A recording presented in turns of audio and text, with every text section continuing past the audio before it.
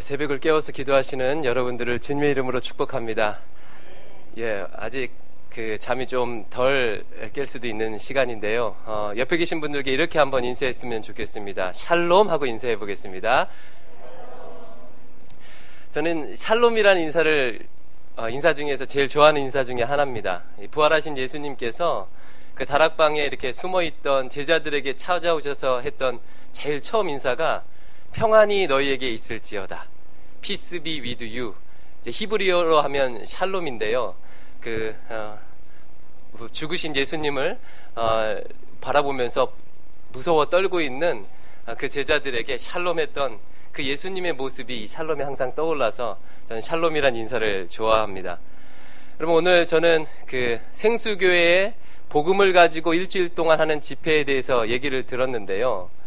이 집회가 이 교회와 여러분들에게 굉장한 분기점이 될 수도 있겠다 하는 생각을 좀 가져봤습니다. 왜냐하면 다루는 주제가 복음이기 때문에 그렇습니다. 교회 역사를 살펴보면요, 복음을 어떻게 이해하느냐에 따라서 신앙과 그리고 삶이 달라졌던 것을 보게 됩니다. 복음을 어떻게 이해하느냐에 따라서요. 그래서 어떤 사람들은요, 복음에 대해서 굉장히 축소주의적으로 생각했습니다. 복음은 이 땅에서 구원받는데, 그러니까 천국 가는 데만 필요한 것이야 라고 이해한 사람들도 있었습니다. 이 사람들을 우리가 역사 가운데서는 근본주의자라고 부르는데요. 예수 그리스도의 십자가의 부활의 능력을 그냥 천국 가는 것으로만 한정한 것이죠. 또 다른 부류도 있었습니다. 예수님의 십자가와 부활의 능력을 어떤 경제적 해방, 사회적 해방으로만 생각하는 부류가 있었습니다. 이런 사람들 때문에 기독교가 윤리적인 종교가 되어버리기도 했는데요. 또 다른 부류도 있었어요. 어떤 사람은 예수님의 십자가와 부활의 능력을 그냥 단지 복받는 것이야, 이 땅에서 행복하게 잘 사는 것이야 라고 이해한 사람들도 있었습니다. 이런 사람들을 소위 말하는 번영신학자들, 기복주의자들이라고 얘기하는데요. 이와 같이 복음을 내가 어떻게 이해하느냐에 따라서 내가 어떻게 이 땅에서 신앙생활을 하는지, 또 교회가 무엇을 위해서 사는지가 완전히 달라지게 됩니다. 그런 의미에서 이번 일주일 동안 이 복음에 대해서 온전히 이해하는 은혜가 여러분들에게 있기를 주님의 이름으로 축원합니다. 그렇다면요, 성경이 말하는 복음이란 무엇입니까? 예수님의 십자가와 부활의 능력은 무엇입니까? 우리 믿음으로 한번 고백해 보고 있습니다. 예수님의 십자가와 부활의 능력은 우리를 죄와 사망의 권세에서 해방시켜 주시는 줄로 믿습니다. 뿐만 아니라요, 예수님의 십자가와 부활의 능력은 이 땅에 하나님 나라의 공의와 정의를 이루는 줄로 믿습니다. 맞습니다. 그래서요, 예수님의 십자가와 부활은요, 우리에게 총체적 구원을 가져다 준다라고 얘기할 수가 있습니다. 유명한 개혁신학자 헤르만 바빙키라는 사람은요, 이런 얘기를 했어요. 예수님의 십자가의 구원의 능력이 미치지 않는 영역은 하나도 없다. 여러분, 맞습니까? 맞습니다. 우리를 죄와 사망의 권세에서 해방시켜 주실 뿐만 아니라 이 땅에 하나님 나라의 공의와 정의를 이루므로 궁극적으로는 하나님 나라를 이루는 것이 바로 예수님께서 전하시는 복음입니다. 그래서 오늘은 저는 이 부분에 대해서 좀 나누고 싶은데요. 오늘 주제 말씀 한 번 더 읽어볼까요? 시작.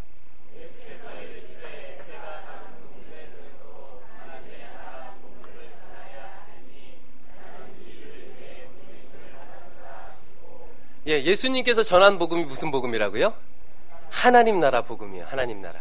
그리고 이 하나님 나라 복음은요, 총체적인 구원을 얘기하는 복음입니다. 그리고 제가 여러분에게 오늘 보여드리고 싶은 것은요, 이 총체적 구원이 역사 가운데 일어났던 실제, 그 사례를 하나 보여드리려고 합니다. 제가 소개드리고 싶은 분은 누구시냐면요, 이 사무엘 무어 선교사님의 이야기예요. 조금 전에 들으셨다시피 저는 이제 히스토레라는 모임을 만들어서 활동하고 있는데요. 히스토레라는 모임은 이름의 뜻은 이렇습니다. 역사를 얘기하는 히스토리와 그리고 여호와 이레, 하나님의 준비하심이 되신다, 예비하심이 되신다는 뜻의 여호와 이레를 합해서 히스토레라고 이렇게 이름 붙였는데요. 뜻이 무엇이겠습니까? 역사를 통해서 또 하나님의 일을 예비하겠다, 준비하겠다는 뜻인데요. 하나님께서 우리에게 자기 자신을 계시해 주시는 여러 가지 방법이 있습니다. 제일 중요한 것이 무엇이냐면 특별 계시죠. 그리고 특별 계시란 바로 성경입니다. 근데 이 특별 계시뿐만 아니라 하나님께서 자기 자신을 계시하시는, 나타내시는 방법이 있는데 그것을 우리가 일반 계시라고 얘기하죠. 그리고 일반 계시 가운데는 세 가지가 있습니다. 하나는 자연 계시, 자연을 통해서 말씀하시고, 또 하나는 우리의 양심을 통해서 말씀하시고, 또 하나는 바로 역사를 통해서 말씀하십니다. 그리고 특별히 이 역사는요, 특별 계시가 펼쳐지는 장이에요. 그래서 역사를 잘 살펴보면 하나님의 뜻이 무엇인가를 우리가 알 수 있는데, 바로 이 역사를 통해서 좀 한국교회 미래를 좀 준비해보자라는 그런 취지를 가지고 이제 모임을 만들어 활동하고 있습니다. 근데 이 역사를 살펴보면요, 정말 하나님의 말씀이 얼마나 실제인지 사실인지를요, 분명히 알 수가 있습니다. 우리가 이 땅에 하루하루 살아갈 때는요, 정말 하나님의 말씀이 살아 움직이고 역사하는지를 잘 느끼지 못할 때가 많아요. 우리를 유혹하는 것도 많고, 또 우리의 연약함 때문에도 그런데요. 근데 역사를 살펴보면요, 하나님께서 살아계시는 구나를 분명히 알 수 있습니다. 또 하나님의 말씀이 진짜구나를 분명히 알 수 있어요. 그래서 오늘은요, 저는 사무엘 무어 선교사님의 얘기를 통해서 예수님이 전한 총체적 복음, 하나님 나라의 복음이 어떻게 역사 가운데 실제로 보여졌는지를 좀 보여드리고 싶어요. 자, 아침이지만 제가 퀴즈를 하나 내보겠습니다. 그 사무엘 무어 선교사님이 이제 한국에 와서, 조선에 와서 복음을 전했는데요. 이분의 한국 이름이 무엇일까요? 이게 퀴즈예요. 힌트를 좀 드려야 되겠죠? 힌트. 그 한국에서 조선에 제일 처음 복음을 전하신 분이 그 언도우드 선교사님이시거든요. 언도우드 선교사님의 한국 이름은요, 원두우예요. 언도우드 원두우. 그러니까 이 영어 발음을 이제 한국식으로 이렇게 하면서 이름을 표현했는데, 언도우드 선교사님이 이름이 원두우라면 사무엘 무어 선교사님의 이름은 무엇이겠습니까? 삼열. 예, 비슷해요. 예. 사무엘 마펫 선교사님이라는 분도 한 분 계시거든요. 이분은 이제 평양신학교, 이 교회의 기반이 되는 평양신학교를 세우셨는데요. 이분의 한국 이름은, 사무엘 마펫 선교사님의 한국 이름은 마포삼열이에요. 마포삼열, 마삼열. 그렇다면 사무엘 무어 선교사님의 이름은 무엇이겠습니까? 예, 모삼열이에요. 무어를요, 모라고 발음해서 모삼열 선교사님입니다. 이 모삼열 선교사님이 1892년에 한국에 오셨는데요. 이제 한국에 오시기 전까지의 배경이 좀 있어요. 그러니까 19세기 말, 20세기 초에요, 미국 사회에 영적 대각성 운동이 일어납니다. 조지 휘필드, 찰스 피니, 그리고 D.L. 무디. 지금 사진에 보이시는 분이 D.L. 무디인데, 이런 대부흥사들이 일어나게 되고요, 미국 사회에 영적 각성 운동이 일어나요. 그래서 수많은 사람들이 예수 그리스도를 영접하게 되고, 또 수많은 젊은이들이 이 복음을 듣고 결단하고 은혜 받는 일들이 막 일어납니다. 바로 이와 같은 배경 속에서 수많은 학생들이요, 특별히 젊은 학생들이요, 예수님을 믿게 되고요, 은혜를 받게 돼요. 근데 여러분, 그 신앙생활 하다가 여러분 은혜 받으면요, 어떤 일이 일어나죠? 은혜 받으면 반드시 은혜 받고 난 다음에는 던지는 질문이 하나 생깁니다. 그 질문이 무엇이냐면, 어떻게 살까? 예수님께서 나를 십자가의 보혈로, 나를 부활의 능력으로 구원해 주셨다는 그 은혜를 받게 되면요, 반드시 나타나는 그런 현상이 있는데 무엇이냐면, 어떻게 살까 하는 질문이 이제 생겨나게 됩니다. 그래서 수많은 학생들이, 젊은이들이요, 예수님을 믿게 되고 은혜를 받게 되니까 어떤 질문을 던졌다고요? 어떻게 살까? 이제 내가 이 남은 인생을 이전까지만 하더라도 행복을 위해서, 해피니스를 위해서 살아왔는데 이제는 내가 어떻게 살까 하는 질문을 던졌어요. 그리고 내 남은 인생을 주의 복음을 위해서 살자 하고 결단을 하게 됩니다. 그래서 수많은 학생들이요, 스스로 자원하여 복음을 위해서 살기로 결단하는 운동이 일어났습니다. 그 운동을 뭐라고 하냐면 빨간 글씨 한번 읽어볼게요. 시작. 예, 학생 자원자 운동. 예, 스튜던트 발룬티어 무브먼트에서요, 학생 자원자 운동이라는 운동이 미국 사회에 일어나요. 그래서 그때 결단했던 많은 젊은이들이요, 해외 선교사로 파송됩니다. 해외 선교사로. 그리고 그때 결단했던 언더우드와 아펜젤러 선교사님이요, 언더우드와 아펜젤러. 예, 여러분 보시기에 왼쪽이 언더우드고요, 오른쪽이 아펜젤러인데요. 이 선교사님들이 태평양을 건너서 조선 땅에 오게 됩니다. 1885년, 지금으로부터 130년 전에, 이게 개신교 선교 역사예요. 시작이에요, 시작. 1885년. 이 정도 연도는요, 여러분 상식으로 좀 외워두셔야 합니다. 조선 개신교 역사가 몇 년도에 시작되었다고요? 1885년. 1885년. 그것도요, 4월 5일 부활절 아침에 인천에 도착하게 돼요. 그래서 그때부터 조선에요, 복음의 역사가 시작되게 되는 거예요. 복음의 역사가 1885년 4월 5일 시작되게 됩니다.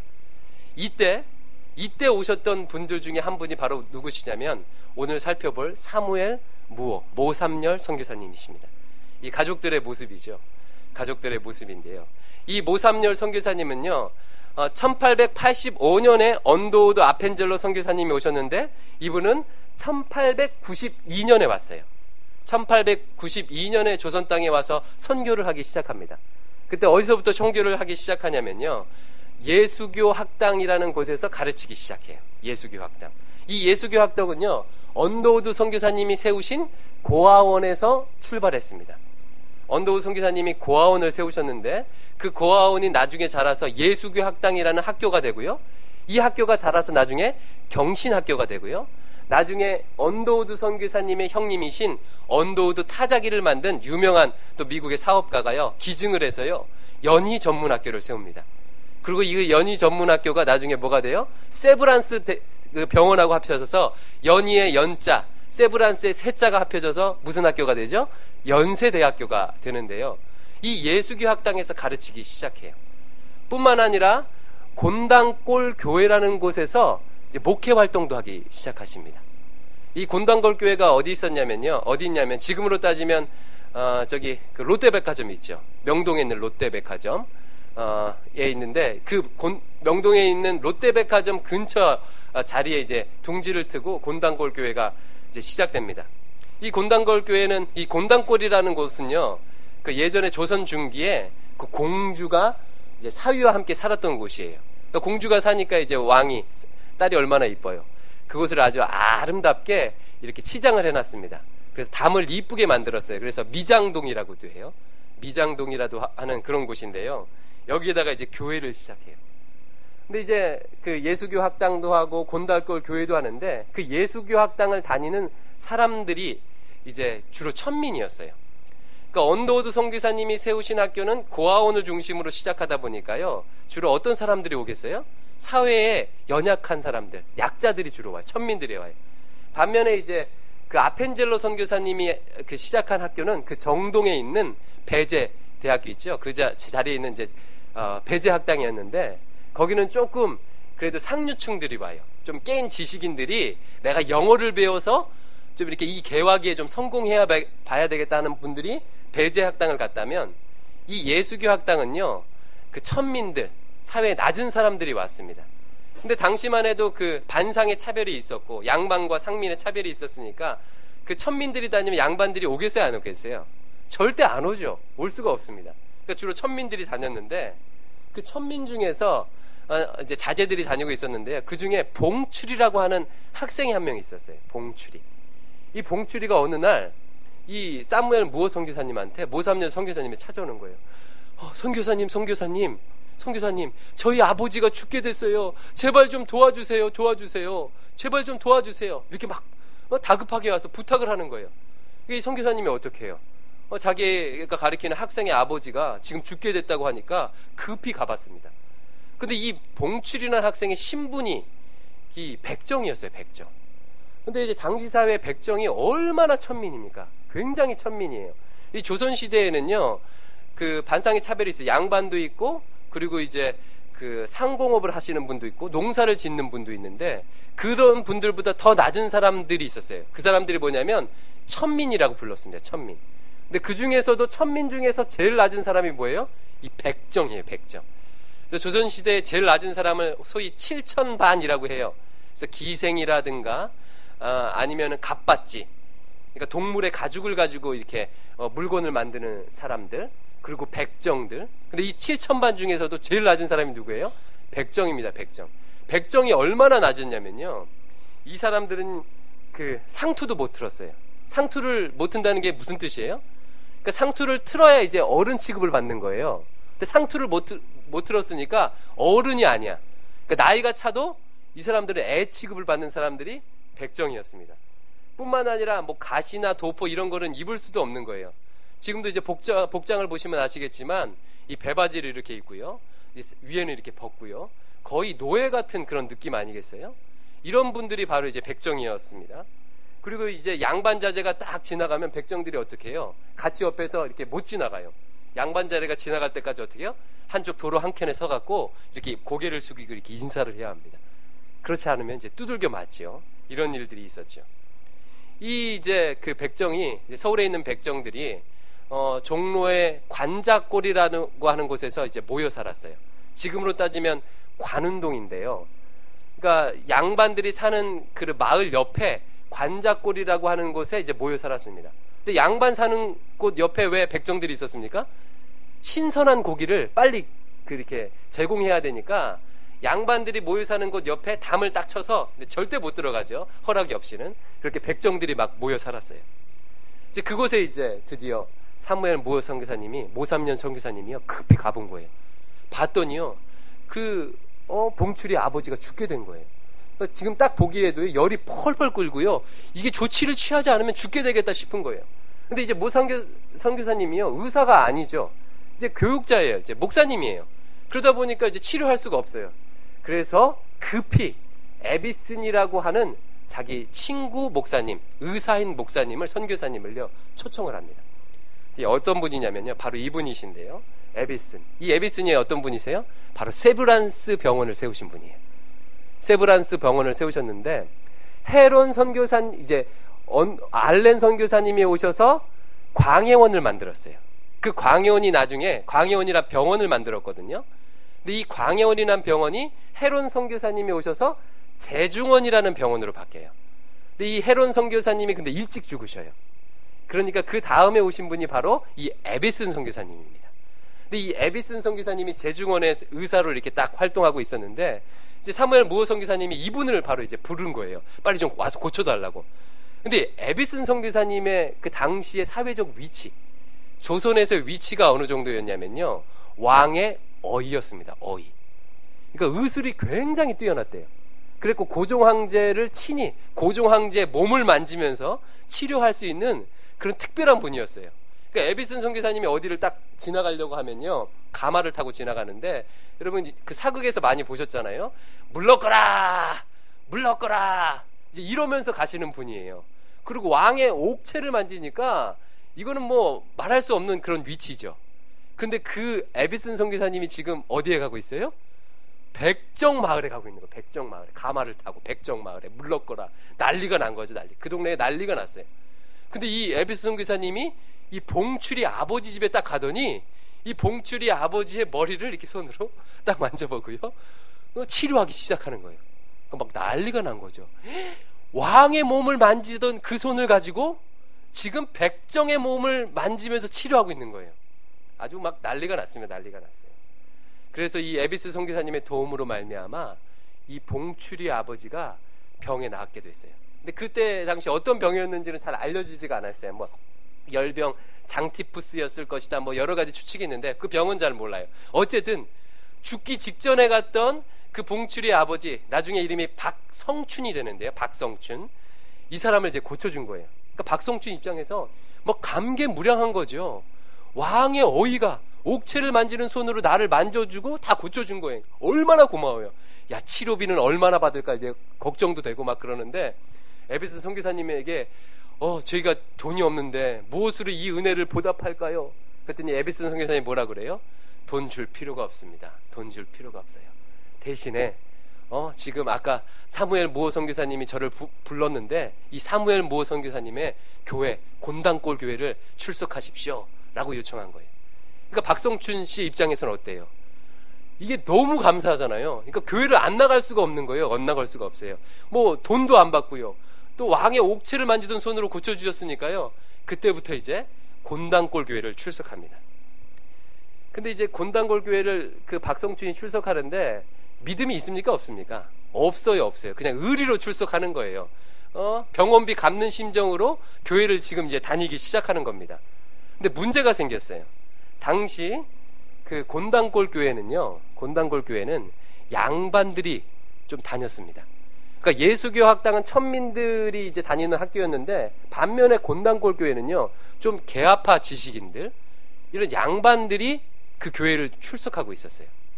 근데 이제 모삼열 선교사님의 그 선교 편지를 보면요 이 양반들이 출석하던 모습, 교회에 출석하던 모습이 좀 그려지고 있는데 이런 모습을 그리고 있어요. 양반이 출석하기 때는 하인 2명을 대동하더라. 그리고 그 하인 2명이 호피, 그러니까 호랑이 가죽으로 만든 이 방석을 딱 가지고 오는데 양반이 딱 오면 이 하인 2명이 먼저 교회 안에 들어가서 바닥에다 호피를 딱 깔더라.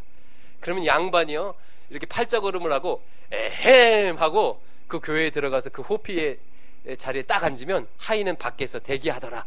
뭐 이런 기록들이 있습니다. 이와 같이 이제 양반들이 출석하던 교회가 곤단골 교회였어요. 근데 그 교회에 누가 나오기 시작해요? 백정이 나오는 거예요. 백정이요. 그 양반들이 눈이 휘둥그레지는 거예요.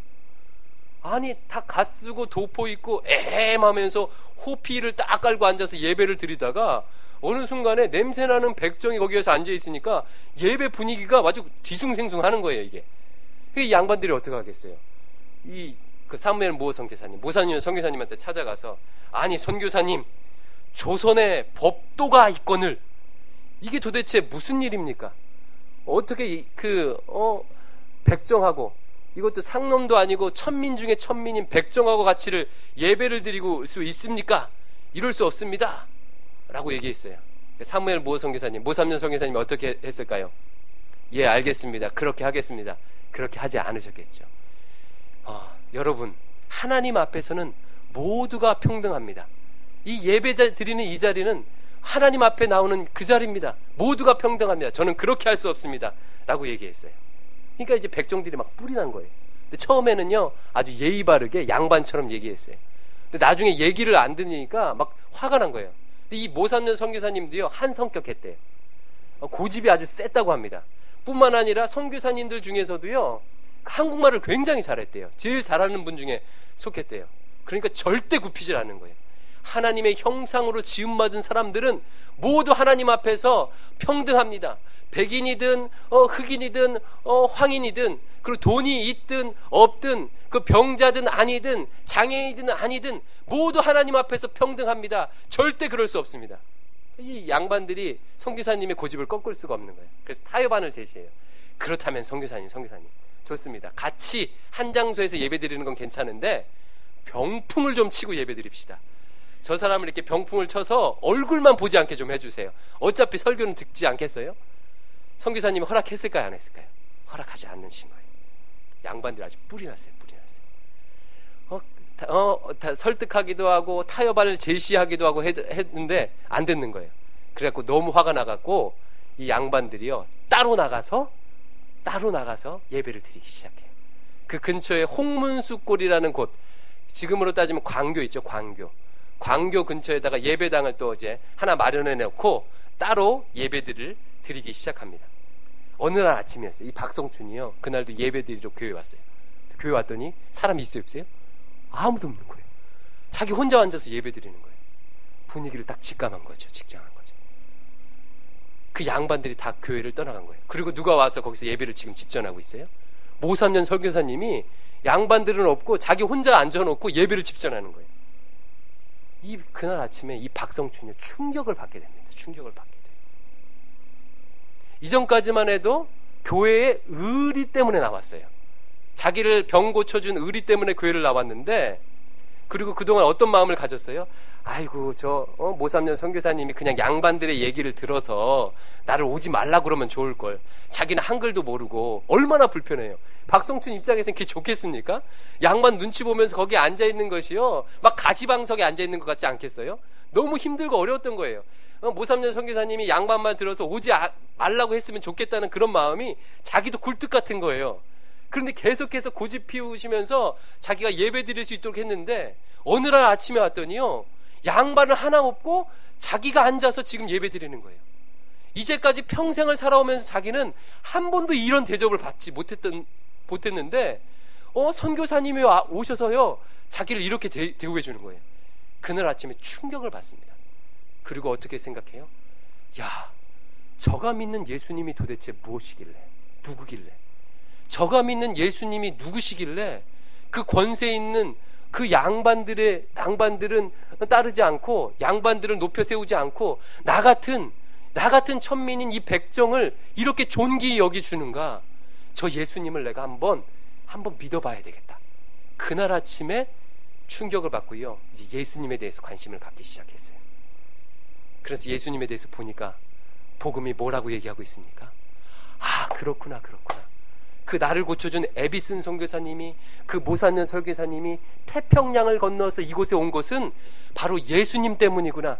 그 하나님이신 예수님께서 그 하늘 보좌를 버리시고 인간의 몸을 입고 오셨기 때문에 그 예수님의 모습을 본받아서 그렇게 하는 거구나. 아, 그렇구나. 이 에비슨 선교사님과 모선녀 선교사님이 이 백정과 같은 사람들, 천민과 같은 사람들 찾아와서 이렇게 고쳐주고 섬겨주고 복음을 전하는 이유는 예수님이 그렇게 하셨기 때문에 그렇구나. 예수님께서도 2000년 전에 바리새인이나 헤롯 땅이나 권세 있는 사람들 편에 서 있는 것이 아니라 고아와 가부와 세리와 이런 사람들 옆에서 함께 친구가 되어주시고 죄인들의 친구가 되어주신 분이 예수님이시구나. 그 예수님을 본받아서 이 선교사님들이 그렇게 하시는구나, 이것을 깨닫게 되는 거예요. 뿐만 아니라 그 예수님께서 나를 위해서 골고다 언덕 그 십자가에서 죽어주셨구나. 아무도 나를 위해서 나를 칭찬해 주는 사람도 없고 존중해 주는 사람도 없는데 그 예수님께서 나를 위해 십자가에 달려 죽으셨구나. 그럼 박성춘에게 그 예수님의 복음이 복음이겠습니까? 아니겠습니까? 정말 복음이었던 거예요. 그 순간 예수님을 영접하게 된 거죠. 그러면요, 질문 하나 드려볼게요. 은혜를 받게 되면요, 십자가의 구원을 경험하게 되면 반드시 나타나게 되는 질문이 있다고 했는데 그 질문이 무엇입니까? 어떻게 살아야지? 박성춘이요, 예수님을 영접하게 되니까요, 그 다음 그 마음속에 뭐라고 질문해요? 어떻게 살아야지? 그래서 자기 인생을요 이 복음을 위해 살기로 결단합니다. 그러면서부터 나가서 전도하기 시작하는데 자기 때문에 지금 곤달골 교회가 어떻게 됐어요? 폭삭 망했어요. 양반들, 헌금 많이 내는 양반들도 안 나오고요, 지금 자기 혼자만 있는 거예요. 그러니까 복음을 전해야 돼서 내가 이 예배당을 채워야 되겠다 마음을 먹고요, 나가서 이제 친구들에게 복음을 전하기 시작합니다. 그래서 기록을 보면요, 이 박성춘이 어디까지 가서 복음을 전했냐면 경기도 평택까지 갔대요. 그러니까 주로 어디 마을에 가서 복음 전했겠어요? 백정 마을에 가서 전했겠죠. 근데 이제 마을마다 곡이 필요하지 않는 곳이 없으니까 백정 마을에 가서 평택까지 가서 복음을 전합니다. 여러분, 뭐라고 복음을 전했겠습니까? 평택까지 가서요. 사람들을 이렇게 딱 자기 이제 친구들을 모아놓고, 같은 백정들을 모아놓고 이렇게 얘기합니다. 여러분, 우리가 백정으로 태어나서 그동안 얼마나 고생하고 고통했습니까? 우리가 선택한 불행이 아닌데 우리가 태어날 때부터 백정으로 태어나서 인간 대접받지도 못하고 얼마나 고생했습니까? 뿐만 아니라 이 우리의 불행이 우리 대물림 되는 거 아니겠습니까? 백정으로 태어나면 평생 백정으로 살게 되고 백정의 자식은 평생 백정이고 인간 취급받지 못하고 그렇게 살아온 것이 우리입니다. 우리에게 얼마나 깊은 한과 고통이 있습니까? 죽음 외에는 이 백정에서 해방될 수 없는 이런 처지지 않습니까? 우리는 사람이 아니었습니다. 그런데 여러분, 우리와 같은 사람을요, 사람 취급해주는 종교가 왔습니다 라고 하니까 사람들이 귀가 막 솔깃해지는 거예요. 뭐야 그게? 그러면서 자기 간증을 하기 시작하는 거예요.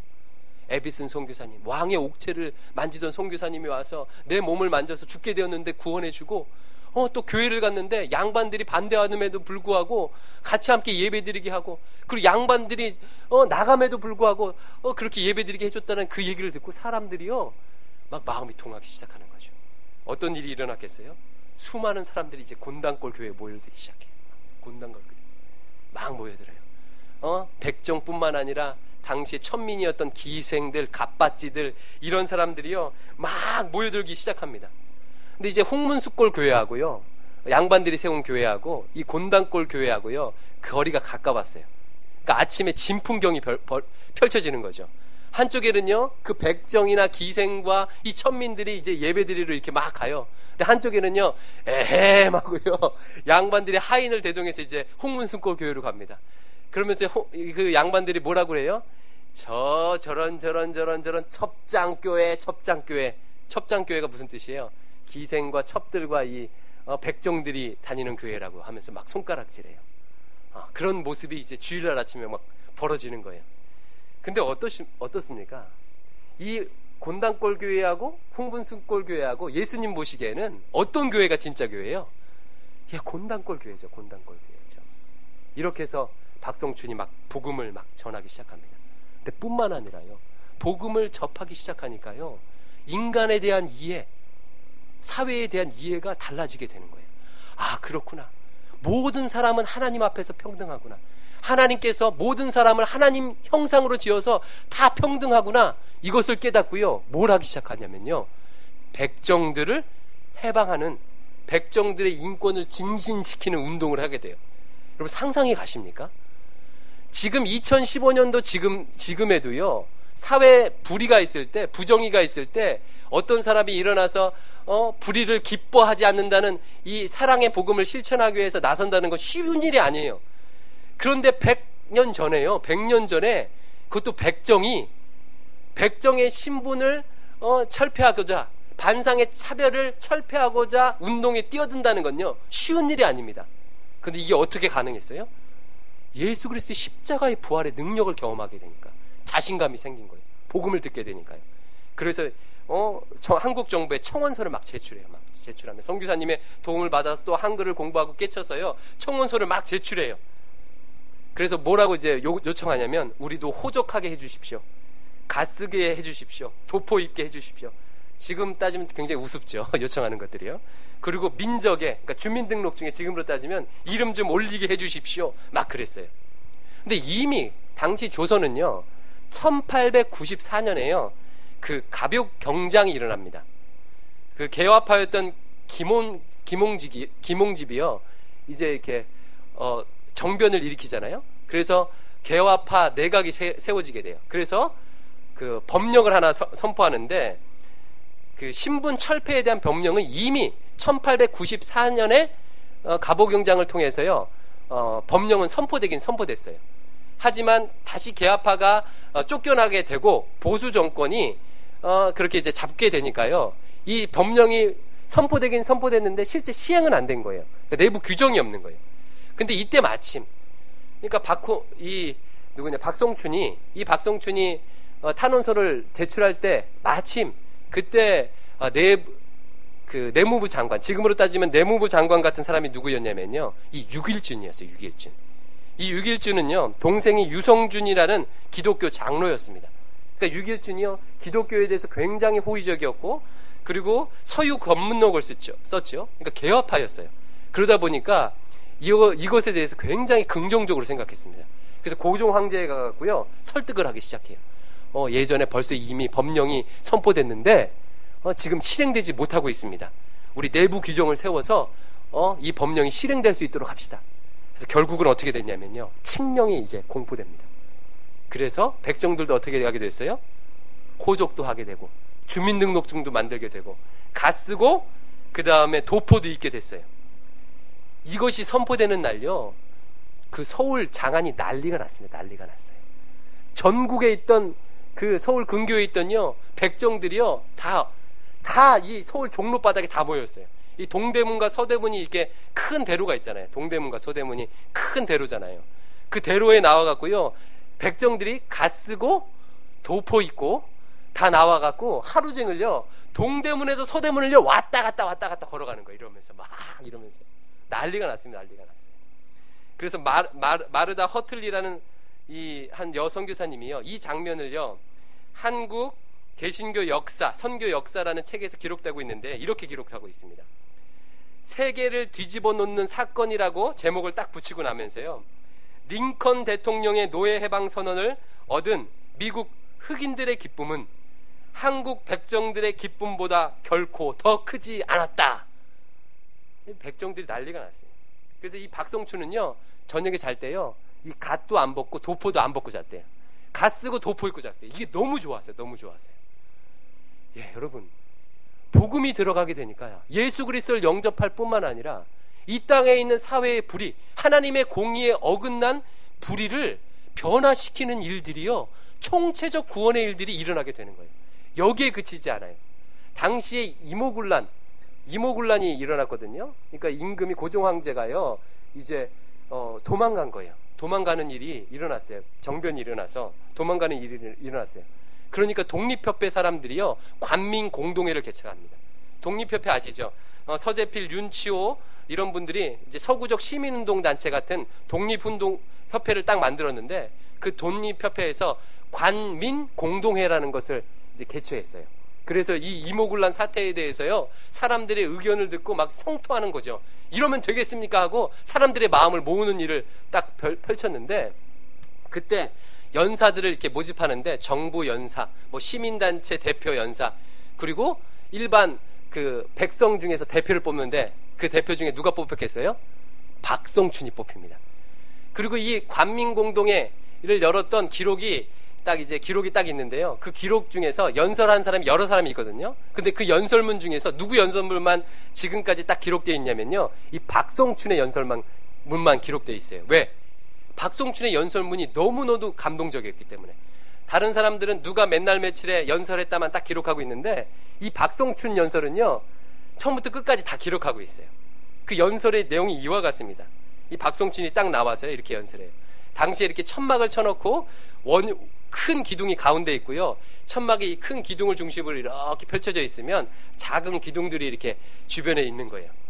뜨거운 떼약볕에 모이니까 천막을 쳐놓고 했는데 박성춘이 이렇게 얘기합니다. 여러분, 우리가 이렇게 뜨거운 떼약볕에 시원하게 연설하고 있는 것은 이 천막이 있기 때문이 아닙니까? 그리고 이 천막이 든든하게 서 있는 것은 가운데 있는 저 기둥이 떡하고 버티고 있기 때문이 아닙니까? 뿐만 아니라 작은 기둥들이 이 천막을 에워싸고 있으면서 자기 자리를 지키고 있기 때문이 아닙니까? 지금 조선이 이렇게 힘들고 어려운 이유는 무엇이겠습니까? 버텨야 할 그 기둥이 그 자리를 지키지 못하고 또 버텨야 할 작은 기둥들이 그 자리를 지키지 못하기 때문이 아니겠습니까? 라고 하면서 임금이 이모군란으로 피신한 것들을 빗대고요. 얼마나 그 은유와 비유가 놀랍습니까? 사람들이요 이 연설을 하고 나니까요 만장의 박수갈채가 우레와 같았다라고 역사는 기록하고 있어요. 백종 출신의 연설에요 감동하게 되는 거죠.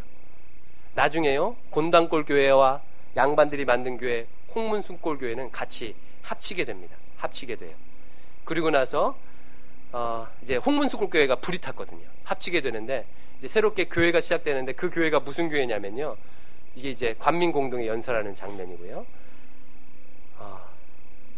승동교회, 승동교회. 어딘지 아시죠? 인사동에 있는 승동교회가 홍문숫골교회하고 그리고 그 곤단골교회가 합쳐서 만듭니다. 그래서 양반들하고 천민들하고 같이 모여서 드디어 교회가 시작돼요. 양반들이 나중에 회개를 하고 돌아오게 됩니다. 교회가 불타게 되고요. 그래서 최초로 장로를 뽑게 되는데요. 그 장로가 누가 됐겠어요? 백정인 박성춘이 장로가 되게 됩니다. 그리고 나중에 어떤 일이 일어나냐면 그 아까 제일 처음에 등장했던 이 봉출이라는 사람은요 나중에 이름이 박서양이라는 이름을 얻게 돼요. 그리고 이 박서양이라는 박성춘의 아들은요 세브란스 의과대학 1회 졸업생이 됩니다. 그리고 한국 최초의 서양 의사가 돼요. 그래서 에비슨 선교사님과 함께 세브란스에서요 10년 동안 교수 생활을 하고요 나중에 일제시대 때요 독립운동을 하게 됩니다. 그리고 이 박서양에 대한 이 이야기가 드라마로 만들어졌죠. 드라마 뭐요? 재중원이란 드라마가 만들어지게 됩니다. 여러분, 제가 역사의 한 단면을요 지금 짧게 보여드렸어요. 복음의 능력이 얼마나 위대한지 좀 보여지시죠? 예. 그 복음이 십자가의 복음이 십자가의 부활의 능력이요 한 영혼에게 증거되게 되니까요. 그 영혼이 예수 그리스도를 믿고 구원받을 뿐만 아니라요 이제 내가 어떻게 살아야 하는지 이 복음을 위해서 자기 인생을 바치기 시작합니다. 그리고 백정임에도 불구하고 돌아다니면서 복음을 증거하고요. 뿐만 아니라 이 땅에 무너진 하나님의 공의와 정의를 이름으로 하나님 나라가 실현되는데 기여하는 인생을 살게 돼요. 지금 한국 사회를 보면요 힘들고 어렵다고 하는 소리가요 막 그냥 하늘을 울리는 것 같아요. 심지어는 인터넷에 보면 조선 한국 사회를 뭐라고 표현합니까? 헬조선이라고 표현해요. 헬조선. 지옥 같다. 살기 너무 힘들다. 근데 100년 전을 한번 생각해 보십시오. 아무리 힘들어도요 지금보다는 힘들지 않을 거예요. 우리가 아무리 돈이 없고 우리의 사회적 신분이 낮아도요 백정하고는 비교할 수 없습니다. 그 백정에게도 복음이 들어가니까 이렇게 놀라운 복음 전파의 사명, 하나님 나라가 이루어지는 사명이 일어났는데요, 우리가 이 새벽에 복음을 듣고 각성하게 되면 어떤 일이 일어나겠습니까? 놀라운 일이 이 구로 지역에 이 서울 지역에 바로 생수교회를 통해서 일어나게 될 줄로 믿습니다. 배에 생수의 강이 넘치는 일들이 100년 전뿐만 아니라 2015년도 지금 이 땅에 이 생수교회를 통해서 일어나게 될 줄로 믿습니다. 기도하겠습니다. 아버지 하나님, 주의 복음이 살아서 움직여 역사하는 사실을 보게 하시니 감사합니다. 박성춘이 경험했던 그 복음 나도 경험하게 하시고, 박성춘이 증거했던 그 복음 나도 증거하는 저희들 되도록 인도해 주시옵소서. 예수님 이름으로 기도합니다. 아멘.